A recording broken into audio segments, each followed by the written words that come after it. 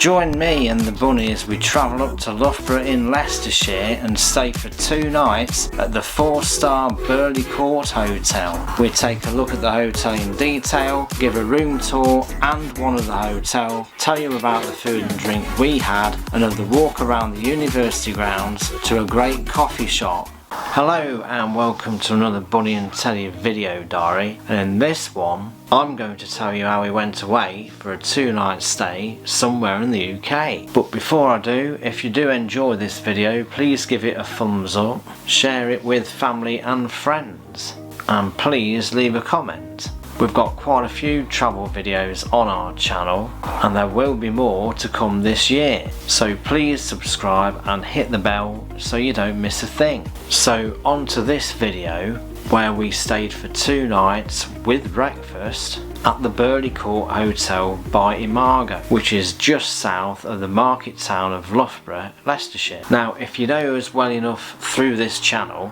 then you'll know that we are actually from Leicestershire, and so this was quite literally a short drive up the road. And the main reason for this 2-night stay was because we hadn't had any break whatsoever since Ishmael back in May 2024. Now we usually book this sort of break using booking.com, as we are tending to drift away from the IHG group of hotels because they do tend to be a bit samey, and booking.com gives you a wider variety of places to stay. At the home screen I tend to choose England and then the dates, and in this case it's the 28th of March to the 30th, and then once the initial list of places is displayed, I click on show on map, which helps me create a list of filters down the left hand panel. Once I've ticked all our preferred filters, I go back to the list of places to stay and then choose it in the order of low to high price. And on this occasion, Burleigh Court came up as the cheapest. It was for an executive double room with breakfast at a cost of £165.50p. And on closer inspection, we concluded that we'd actually stayed there before. Now we are going back a good 10 to 15 years when we stayed before, because the bunny has surprised me with this stay for either a birthday or anniversary thing, and I remember at the time I didn't really fancy it, but after the stay we were pretty much hooked on this sort of stay and wanted to do another 2 or 3 night hotel stay somewhere else, as we were pretty surprised by it all and pretty excited by the idea.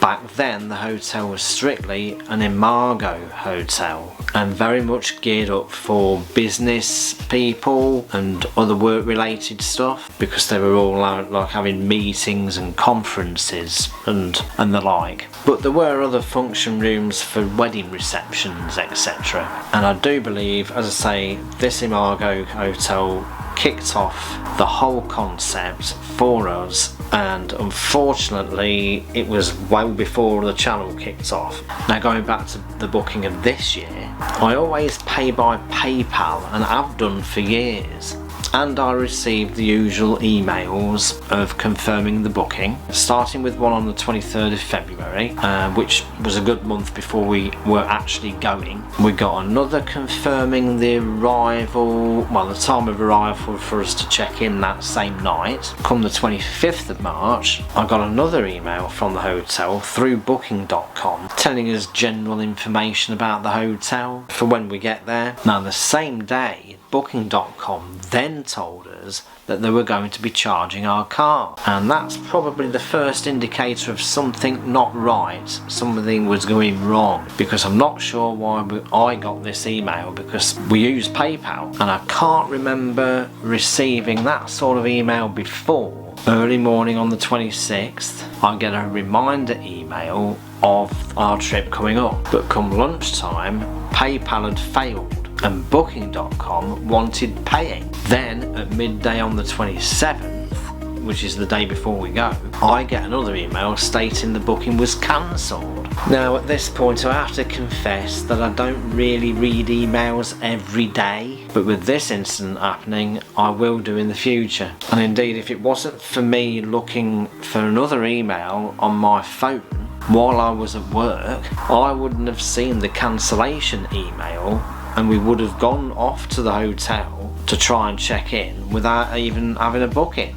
Now, the cancellation email said that it was due to an invalid credit card, which can't be right because I use PayPal. So by the time I got home from work, I wasn't in the best of moods. I settled back down and thought, right, I'm going to ring the hotel straight away about this cancellation, and at the same time I brought up booking.com on the PC. The hotel confirmed the cancellation and I said I'd like to try again. So I got booking.com up on the PC. I said to the person on reception that I'd like to try it again with the same dates and the same type of room, which was an executive double room. Booking.com had quoted £157, which was £8.50 cheaper than the previous booking. So everything was quite alright. The hotel said, well, I can't match that price, you'll have to go through booking.com again, which I did, but I used a different payment method to make sure we got it. Now, we chose this hotel based on its location because getting there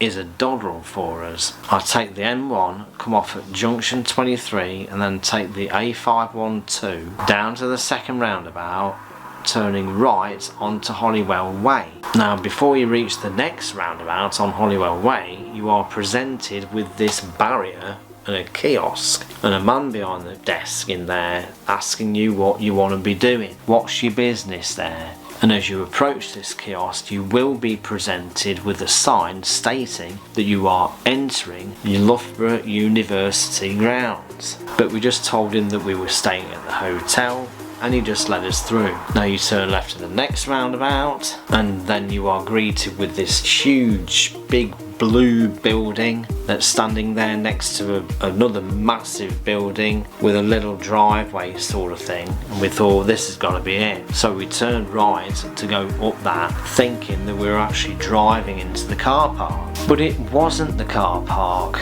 The big blue building is a gym cum pool fitness centre, big thing it is, and the other building is all to do with chemistry and engineering and so forth, I think, something like that. So if you go a little bit further on, you see a sign saying Burleigh Court, so you turn right there. So you go up that hill and you are sort of turning left and you're presented with another barrier, but this one will lift because it will read your number plate and let you through, and that's where we parked up in front of the hotel. Now, Burleigh Court is an Imago venue and it's one of 4, and they like to base the venues as places that can hold an event that you are organising, and it could quite literally be anything at all. The 3 other venues offer different things to enhance your event, and the venues are well placed and equipped to help you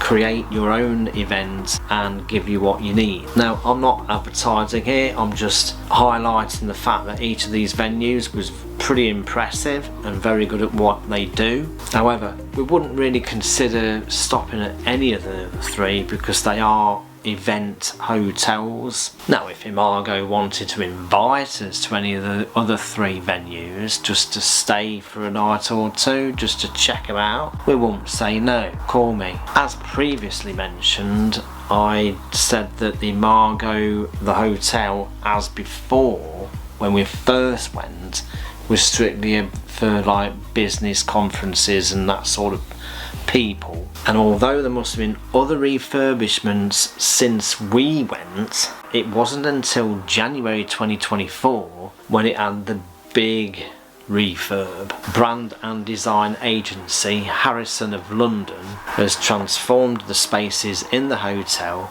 into something quite special, and as they say, falls in line with the university that it's in. And the full completion of the refurb happened in the autumn of 2024. The food and beverage areas are the highlights of the show, and what makes these areas are the artwork by the students at the university.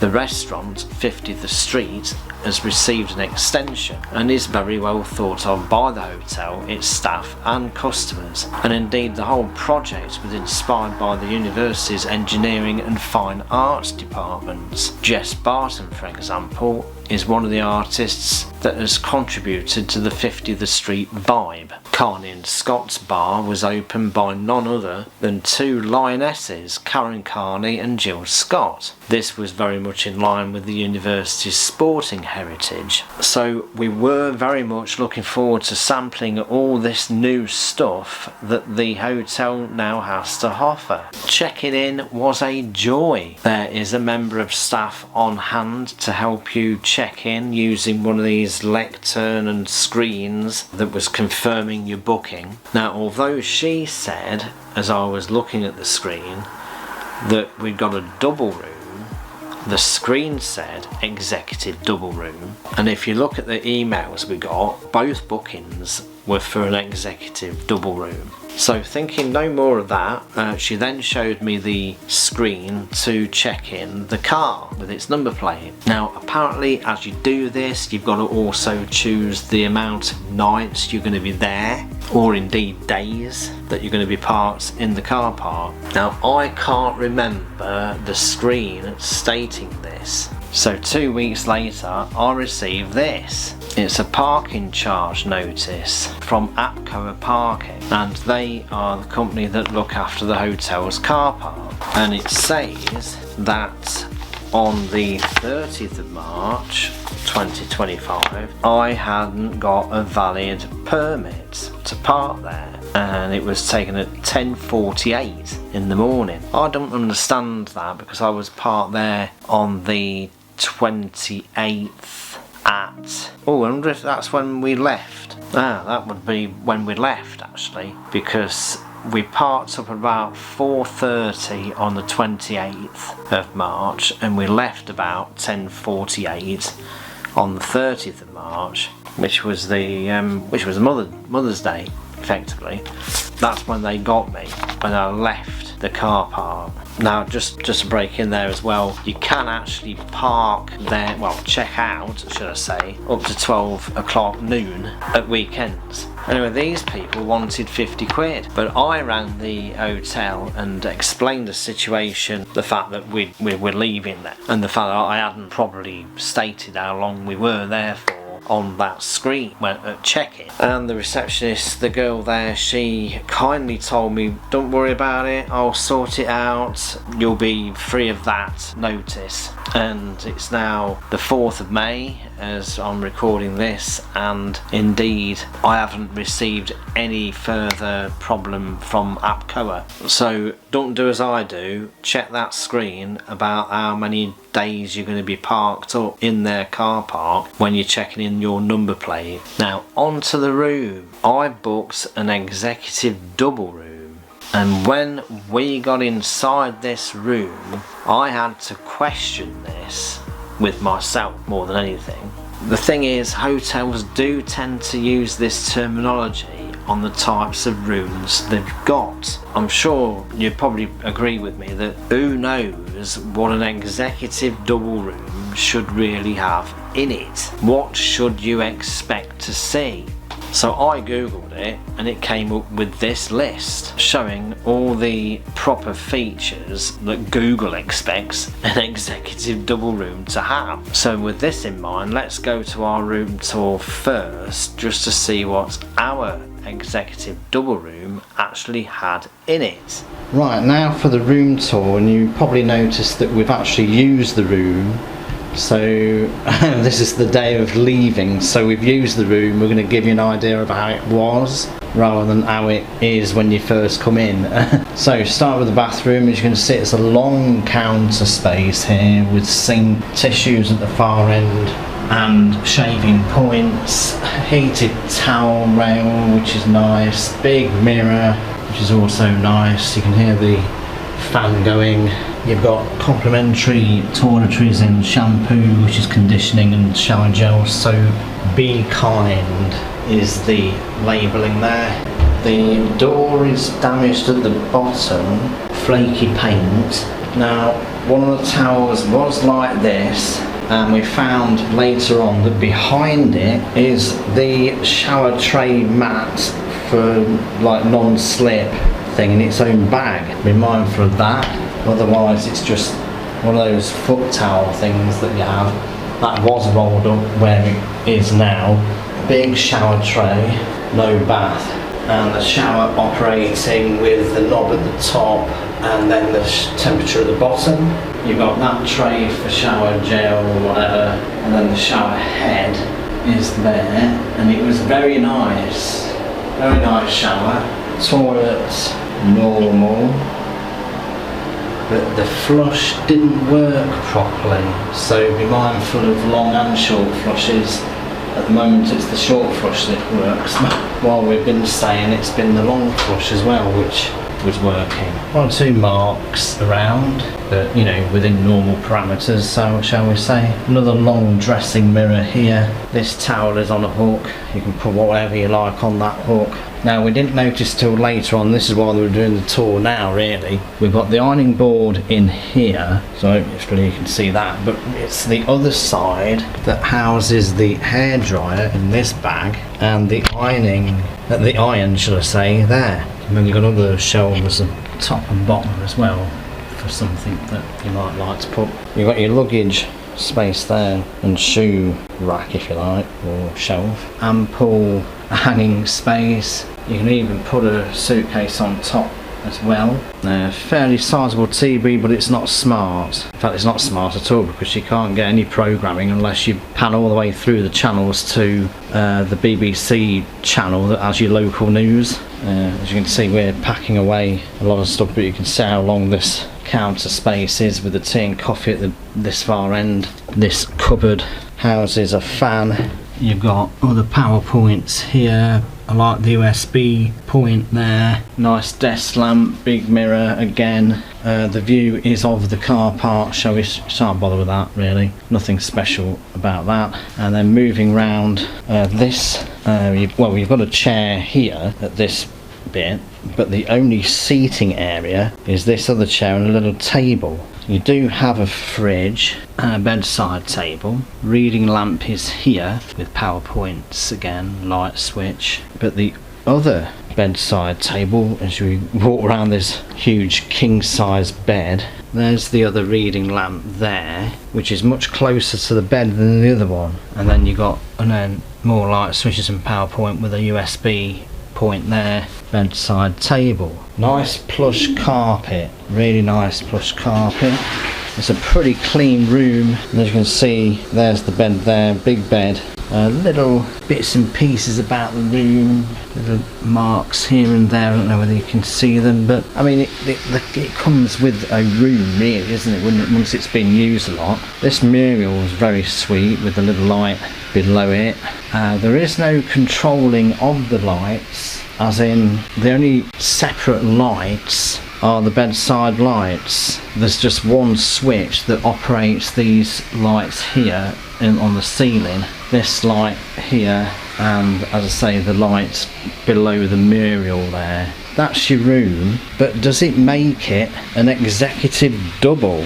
What's your experience of an executive double? Because we're not sure whether we got what we booked, shall we say, not paid for, because obviously it's a room that came fairly cheap on booking.com. so there you go guys, give me your thoughts on whether this is an executive double or not. Right, that's the end of our room tour, and as you could see from the list to what we had in the room, I think we could tick off quite a few items there from the suggested Google list. And in case I haven't mentioned it already, we were staying in room 186. However, if you stay at the 4-star Abbey Hotel in Redditch, for example, you can expect to have a far bigger room with luxury toiletries, bathrobes and mineral water. Now, I know that the Burleigh Court executive double rooms are what we did get,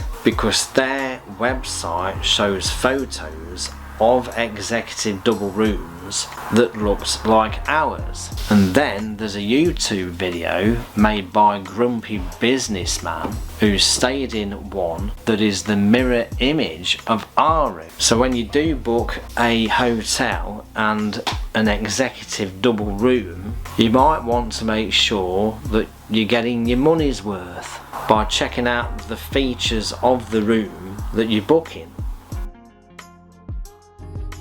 Now at check-in we must have been a pretty friendly and warm couple to the girl on reception, because she sneaked to the back of reception where there was this big jar of chocolate chip cookies, and she offered us a couple of them to go through to our room with. But of course you want to know about the restaurant. It's called 50 the Street. Why? Because the menu's of 50/50 in plant-based dishes, and the street is the main corridor of the hotel leading directly from reception to the back of the hotel. Now in the next section about the hotel tour, you'll see what the hotel looked like before, and the restaurant, what you see here now, didn't exist in the location it's in, because all that you see here in the restaurant now is as new as autumn last year. Now we were on a B&B basis, so the evening meals were paid for on top of that. On the first night I went for a 0% Peroni as an opening drink, and the bunny went for an old Mout, and when my Peroni came it looked like this. Now thinking nothing of it, I drank it happily. It wasn't until we got the bill when we suddenly realised it was the full alcoholic version. It was $6.85 for the alcoholic version as opposed to the $4.50 that we should have paid for the 0%. So I went up to pay and I said to our waitress actually at the till that it was all wrong. I asked for a 0% and it looks as if I'd been drinking alcohol. Now her face was one of shock, thinking that I might have been a teetotaler, but then I said no, don't worry about it, I do drink alcohol, but I'm a bit surprised that I got that instead of the 0%. But with that, she couldn't remember what I actually ordered, but she still changed the bill to a 0%, and so that's what we got charged for, which I thought was very kind of her to do that. On to the food, we shared an appetizer of Aranchi balls, absolutely delicious. Then Bunny went for the carrot schnitzel, while I went for the tofu burger, again absolutely delicious. We didn't do any desserts. Now the second night I thought to myself, I'll have another 0% Peroni, and this is what it actually supposed to have looked like on the first night. The bunny went for a made up sort of pineapple juice and something else, like a mocktail. Again, we shared the appetizer, these gyozas, Japanese dumplings, and it came with a really nice dipping sauce thing. It was really nice. Now for the mains, I went for gnocchi with tofu, which is me again going into tofu overload there, and then the bunny went for a Buddha bowl. Both dishes were excellent but rather big portions, and we ended up with half of the Buddha bowl in a box so we could take it back to the room to put in our fridge. And of course the bunny, she doesn't like wasting food, so she had the rest of the gnocchi. Now we were asked by the chap who let us enter the restaurant sort of thing, he asked whether we were okay with the lighting of the whole area, because they had complaints about it being a bit dark. So you might see a difference if the complaints keep coming in, and I must admit it was a tad dark in places. When you looked around at other tables you could see it being a bit dark. We were alright with it where we were sitting. Now we were there for breakfasts as well, and I must say every need was met. I mean, there were even 3 types of sausage. Mind you, that was on the first morning only, but then there were fried halloumi sticks and asparagus, and I'd never seen that had a buffet breakfast before. I did like the coffee machine, very nice drinks on offer there by the press of a button. And then there were 2 of those in the restaurant, and then another 4, as you will see in the hotel tour, as well in a meeting area. Anyway, we had a great breakfast each morning. We did go in around 9, but even then it was pretty busy, and so the food was replenished, and that made everything available all the time. The only downside was probably the juice selection. Now, we always start with a fruit juice before the food, just to get your taste buds going. And I like, well, we both like orange juice really, and we felt that it wasn't very orangey. So let's have a look around the hotel then. And that reception area is very well thought of. You can certainly sit back and relax, as I was doing here, waiting for your taxi or your friends to turn up. It was very welcoming. Now look at the difference as we walk around back in 2016. It's quite a transformation, as you will notice with the other areas. Not sure about left or right of the reception area there though. I think it may have been like meeting rooms. The main corridor, the street, led to the rooms. 2 floors of rooms as we could tell. Along the way you can turn towards the gym and the pool and other treatment rooms. We didn't use any of these facilities, but as you can see they're quite alright. Now, I used to go in for a massage at these sort of hotels, but I'm not really in a physical state to be able to do it at the moment. And the bunny goes with all the intentions of having a swim in the pool, but she wasn't really prepared for it. And then you might be thinking, why go to a hotel with all these facilities if we'd end up not using them? And in our defence, I would sooner go to a hotel with these facilities than not have them at all, because I think a hotel that offers these sort of facilities is usually quite a good one. Do you agree with that sort of statement that I've just made there? Leave a comment. A little further on there is a corridor on the right that leads to other rooms, or the ground floor rooms, and that's the other side of the outside courtyard and seating area, and you could use it as a shortcut, particularly when the weather's bad, to get to our room from the other side, because there are stairs, and then if you're coming out of our room down there, you come to the restaurant a bit quicker. Now going to the left is another seating area where the restaurant used to be, as you can see here. But this area is one that got a little bit of a refurb, an arty refurb, with a good new look and a good sized seating area around the back, which I couldn't film because there was a meeting going on at the time. But you can see another booth type seating area here, and then the 4 coffee machines that are there must serve this area for free. You can even see on the corridor, the street should I say, the way that this has been updated. And then you enter the new look restaurant and bar area, which wasn't here before 2024, and as you can see you can walk right through to the back in 2016, and it's a really good place for the evening, whether it be drinks or food or both. Now this is the other side of the outside courtyard area with its own little bit of seating, and you can sit and drink at least in better weather out there. And to finish off, here's a look at one of the rooms in the old decor. So this colour scheme ran through the hotel in 2016, but I can't remember it being this colour when we stayed before 2016. On Saturday morning I decided that we ought to go out and explore the area. So out we went, not really knowing which direction to take. Now you can get around the campus by the free shuttle bus that is provided for students, staff and visitors. There are 4 stops that this Kinch bus goes to, and we were told to try the library, but I knew that we wouldn't really have time for that, so the bunny got talking to a couple of students. There are good facilities for biking, and if you are walking like we did, there are these fruit routes to try out. It's a major university sustainability project that has been going on since 2011. The idea is to plant fruit trees everywhere and vegetables as well, and then in the winter people go on these walks and reap the rewards of the trees, etc.,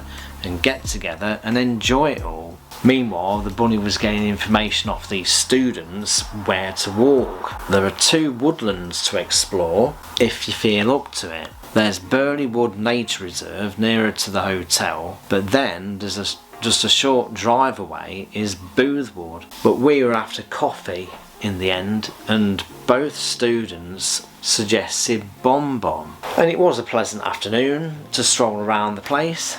We sat for a short time to enjoy the trees and the flowers, the sunshine, and if anyone can identify these flowers, please leave a comment. The residential area you eventually get to as you're walking down this path has some really nice paths in itself, and they got some super blossom trees. It was a great time to visit in the spring. Bom Bom is set in a line of about half a dozen different shops with a parking area for the pharmacy, and at the bottom end another 4 spaces for the other shops. It's a very busy place and very welcoming, and we noticed a lot of what I now think are probably Portuguese people in the area, or indeed Brazilian, as the owner of the chain of cafes is Maria, who is a Brazilian. The Bom Bom shops opened in 2016 and there are now 5 locations, and we went to the Derwent Drive Cafe, and you get a sense of care going into everything that the place is trying to achieve, whether it be where they source the coffee from, the ingredients that go into all the food they provide, and the idea behind a community feel coming from the events that they can provide and take part in. We didn't have anything to eat, but you can see that it would be well worth giving it a go. You can follow them on Instagram and Facebook, so I can leave links in the description below. On the way back, I think we touched on one of these fruit routes that goes at the side of the hotel, which highlights how big the hotel surroundings are. Anyway, that's the full Burleigh Court experience. It's certainly an eye-opener, having stayed in the previous inception of the hotel.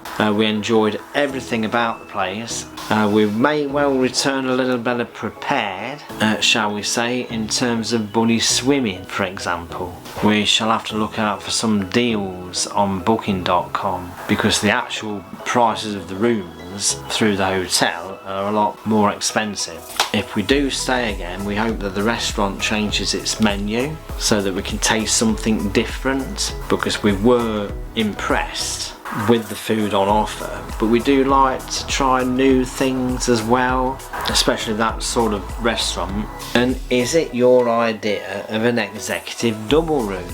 Leave comments about your experiences with room types. We're alright with it, but it could have been better. And is £38 for a 30-minute back massage really worth the money? I think not. What do you think? So in the meantime, like and share the video, give it a thumbs up, subscribe and hit the bell, and we'll see you again next time. Bye for now.